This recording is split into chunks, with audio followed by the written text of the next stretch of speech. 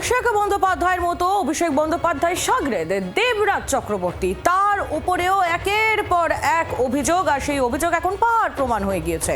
আর সেই মামলায় আপনারা জানেন যে দেবরাজ চক্রবর্তীর বিরুদ্ধে যে তোলাবাজির মামলাগুলো ছিল, সেই মামলা তদন্ত করছিল সিট। আর সিটের দায়িত্ব এবার আরও বাড়লো, কারণ এখনো পর্যন্ত যে 10টি অভিযোগ বাগুইআটি থানায় দায়ের হয়েছে দেবরাজ চক্রবর্তীর বিরুদ্ধে, সেই সবকটি মামলাই এবার দেখবেন সিটের আধিকারিকরা। দেবরাজের বিরুদ্ধে সব মামলাই গেল সিটের হাতে।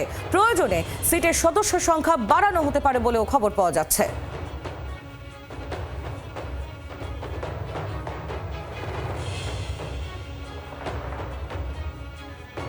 দেবরাজ চক্রবর্তী সে শুধু তোলাবাজি নয়, সে জমি হাঙরও, এমনই অভিযোগ উঠছে।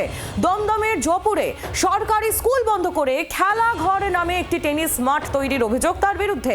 খেলার মাঠ ঘিরে দেওয়ায় রীতিমতো হয়রানি স্থানীয় বাসিন্দাদের।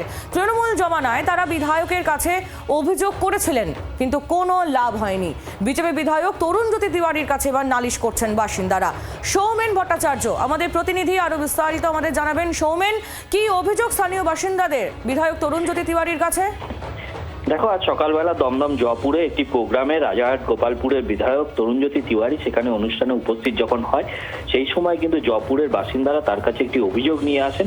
যেই অভিযোগটি হচ্ছে এই চত্বরে মেয়র ইন কাউন্সিল বিধাননগরের দেবরাজ চক্রবর্তী এবং স্থানীয় কাউন্সিলর তার বিরুদ্ধে অভিযোগ। এবং যেমনটা অভিযোগ তারা করেছে যে একটি স্কুলের জায়গা দখল করে দীর্ঘদিন যাবৎ এখানে বড় সেট তৈরি করে এটি খেলার মাঠের মধ্যে তৈরি করা হয়েছিল, এবং যার জন্য কিন্তু আশেপাশে যে আবাসন থেকে ধরে বাড়িগুলো ছিল, সেগুলো আলো থেকে ধরে বাতাস কোনোটাই তাদের বাড়িতে পর্যাপ্ত পৌঁছাতো না। এবং তারা যেটা অভিযোগ করছে যে দীর্ঘদিন তারা বেশ কয়েকবার বিভিন্ন জায়গায় জানানো সত্ত্বেও কিন্তু তাদের কোনো রকম সুরাহা হয়নি। এবার কিন্তু তারা রাজারহাট গোপালপুরের নতুন বিধায়ক তরুণজ্যোতি তিওয়ারির দ্বারস্থ হয়েছেন, এবং তাদেরকে তিনি বিধায়ক কিন্তু তাদেরকে আশ্বস্ত করেছেন যে বিষয়টি খতিয়ে দেখা হবে, দ্রুত সমস্যার সমাধান করা হবে। ধন্যবাদ সৌমেন।